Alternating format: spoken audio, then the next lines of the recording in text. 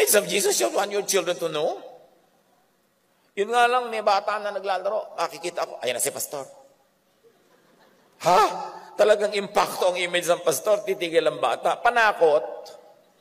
Ginagawa kasing panakot yung Diyos, yung pastor, yung church. Ito yun ang image eh. The image of God is love. Hindi lagi magagalit si Jesus, mababa ang grade mo. Talaga po, galit siya sa mga bubing? Hindi ba, Jesus loves all. Kahit ano yung grade. Pero siyempre, hindi naman ibig dahil Jesus loves you, kahit ano yung grade mo, sige, magpakabagsak-bagsak ka na. No. As I have said, we begin by accepting people where they are. But we work together so people will keep on improving towards Jesus likeness. Hindi yung, di ba, kailangan ganun. You begin where the people are. You don't have a very, very high level for them to begin with. Hindi nila maabot-abot, hindi tuloy sila makapag-umpisa.